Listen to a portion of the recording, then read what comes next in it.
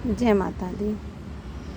अगर आपको भी लगाना है टमाटर का पेड़, तो टमाटर का पेड़ कैसे लगाएंगे कि आप थोड़ा बीज उसमें टमाटर के जो आप किचन से निकलते हैं, तो आप उन बीजों को किसी भी गमले के में डाल दीजिए जिसकी मिट्टी आपकी खाली है, थोड़ी सी जगह है उसमें, तो आप डाल दीजिए। और कुछ दिन बाद आप देखेंगे 10-15 दिन बाद उसमें छोटे छोटे से प्लांट हो गए हैं। जब वो प्लांट 3 इंच के हो जाए, 3 इंच या 4 इंच के, तो आप किसी भी पॉट में उस ग्रो कर सकते हैं। जैसे कि हमारे पास ये तो बड़ा बैग है, ग्रो बैग है, तो मैं हमेशा एक पेड़ के साथ दूसरा पेड़ हमेशा लगा देती हूँ, एक पौधा। जिससे क्या होगा कि कुछ समय बाद इसे तो निकाल देंगे, ये परमानेंट प्लांट है मेरा, तो ये परमानेंट प्लांट इसमें बना रहेगा और ये निकल जाएगा 4-5 महीने बाद, क्योंकि टमाटर की फसल 4 या 5 महीने की रहती है, ज़्यादा से ज़्यादा 6 महीने की। उसके बाद उसमें फल कम आने लगते हैं, तो हम उसे निकाल के दूसरी पौध लगा देते हैं। तो हमने क्या किया कि इसमें जब नई मिट्टी बनाई थी इस पौध के लिए, तो किचन ही कंपोस्ट की है, ये हमारी पूरी किचन कंपोस्ट है। फिर हमने इसकी पेड़ लगा दिया था, जैसा कि हमने आपको सहतूत के बारे में बताया है। जिस तरह हमने सहतूत का प्लांट ग्रो किया, उसी तरीके से हमने ये भी सीताफल का कस्टर्ड एप्पल है, इसका प्लांट ग्रो किया था। अब इसकी कंडीशन देखिए आप किस तरीके से कितनी बड़ी हो गई है। इसमें फ्लावरिंग भी आई थी, लेकिन बारिश की वजह से झड़ गई है, शायद फिर से आए। छोटा सा प्लांट है, इसलिए हमने ज़्यादा ध्यान नहीं दिया। अब थोड़ा प्लांट बड़ा हो रहा है तो हम फिर इसकी केयर करेंगे कि इसमें ज़्यादा फ्रूटिंग आए। अभी तो हमें इस पर 1 महीने बिल्कुल भी ध्यान नहीं देना है। अभी इसमें जो हमने टमाटर की पौध लगाई थी, उनके साथ हमने लगा दिया था एक हल्दी का पेड़ भी, हल्दी की गांठ लगा दी थी। हल्दी की गांठ से क्या होगा कि इसमें बीमारी कम होती हैं। तो मुझे कच्ची हल्दी मिल गई थी मार्केट में, तो मैंने लगा दिया था। लेकिन आपको अगर नहीं मिल रही है तो भी कोई बात नहीं, आप तो इस तरीके से थोड़ा सा हल्दी पाउडर मिक्स कर दीजिए, मिट्टी में चूना मिक्स कर दीजिए।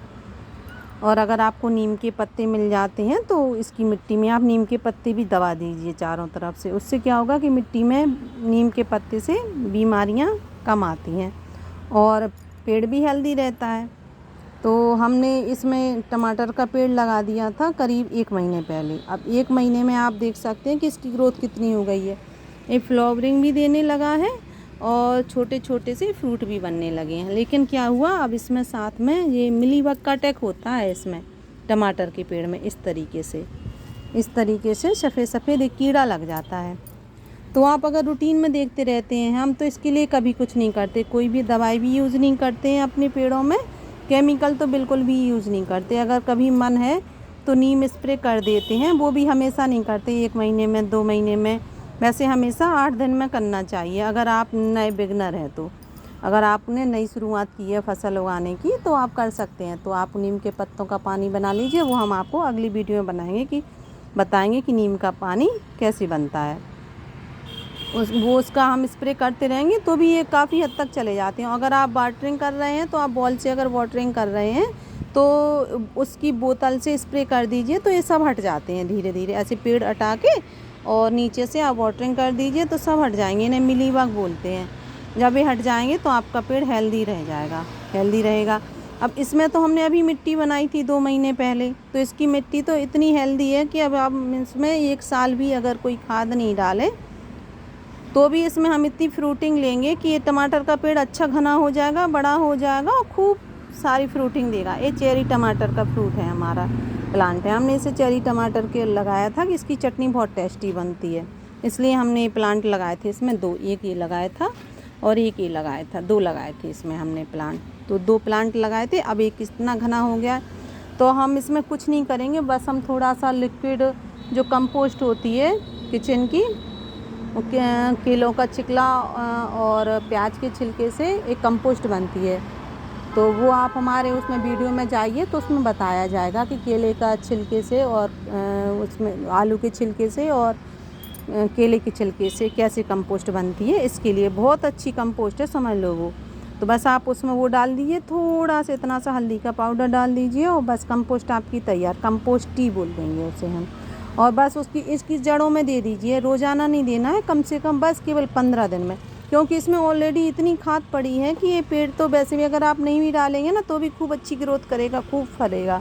लेकिन अगर आपको चाहिए कि हमारा पेड़ और भी ज़्यादा हेल्दी रहे, अच्छी फ्रूटिंग दे, तो आप थोड़ा कंपोस्ट ही और डाल दीजिए। उससे ये और ज़्यादा फ्लावरिंग देगा और आपको पेड़ भी कम लगाने पड़ेंगे, क्योंकि अगर एक ही प्लांट इतना ज़्यादा फ्रूटिंग दे रहा है तो आपको ज़्यादा पेड़ लगाने भी नहीं पड़ेंगे। तो आप बस किचन कंपोस्ट बनाइए, किसी बैग में, बोरी में, किसी में भी किचन कंपोस्ट बनाइए। उसमें मिट्टी बिल्कुल ज़रा सी लगती है, मैंने आपको वीडियो में भी बताया है कि किस तरीके से मिट्टी लगती है। जब वो फिल हो जाए, पूरा भर जाए, तो उसमें बस टमाटर के, जो किचन में टमाटर निकलते हैं, उनके बीज आप पूरे में फैला दीजिए। और जो टमाटर के पेड़ निकलेंगे, जो आपको रखना है उस बैग में, उन बैगों को उसमें रख लीजिए और बाकी को निकाल के दूसरी जगह शिफ्ट कर दीजिए। तो उससे क्या होगा कि आपके लिए जगह कम लगी है सीड बनाने में, प्लांट बनाने में, और आपको जो 2 प्लांट, उसमें 3 प्लांट, 4 प्लांट आपके जैसा ग्रो बैग है उस हिसाब से। वैसे टमाटर के लिए 12 बाई 12 का ग्रो बैग सबसे अच्छा रहता है, क्योंकि उससे कम नहीं रखना चाहिए। आप जितना बड़ा रखेंगे, उनकी फ्रूट की साइज़ उतनी ज़्यादा बड़ी होगी। पर अगर आपको छोटा बैग रखना है, अगर आपके पास बड़े बैग के लिए व्यवस्था नहीं है, या बड़ी बकेट नहीं है, बड़ा गमला नहीं है, तो आप टमाटर का पेड़ 12 बाई 12 के बकेट में या गमले में, कुछ नहीं है तो आपके सर्फ एक्सल के पैकेट निकलते हैं 5-5 किलो वाले, या फिर आटे की, चावल की बोरी निकलती हैं 5 किलो वाली या 10 किलो वाली, आप उसमें भी यूज़ कर सकते हैं। बस ड्रेनेज होल का ध्यान रखना है कि जब आप कंपोस्ट भी बनाते हैं ना, तो उनके चारों तरफ थोड़े थोड़े से छेद करने पड़ेंगे, जिससे अगर कंपोस्ट बनती है ना, तो उसमें अगर थोड़ी बहुत लिक्विड रहता है तो वो निकल जाता है, उससे बदबू नहीं आती है। किचन में, छत पे जहाँ भी आप बना रहे हैं, उसे बदबू भी नहीं आएगी और कीड़े भी पैदा नहीं होंगे। और उसे आप किचन में मत बनाइए, आप खुली जगह बनाइए, कहीं हवा वाली जगह में। जैसे आप छत पे बना लीजिए, छत में आपके पास कोई ऐसा कोना है जहाँ पे पानी की बारिश नहीं आती है, या कहीं आपके पास ऐसी जगह है कि जहाँ आप कंपोस्ट बना सकते हैं, तो उधर रख दीजिए उसे कुछ दिन के लिए। बारिश का समय है, बहुत जल्दी सड़ती है कंपोस्ट, तो बस वो सड़ जाएगी और अच्छे से आपकी परफेक्ट खाद बन जाएगी और उसमें आप ग्रो कर सकते हैं। आपकी एक खाद बनने में मुश्किल से 15 दिन लगता है, कई लोग कहते हैं 6 महीने लगते हैं, 1 साल लगते हैं, पर मैं तो इसी तरीके से पेड़ लगाती हूँ और आप देख सकते हैं कि हमारे प्लांट कितने हेल्दी हैं। मैं कभी भी कंपोस्ट अलग से बना के नहीं रखती हूँ, बस जिस बैग में कंपोस्ट बनाती हूँ उसी में पेड़ लगा देती हूँ।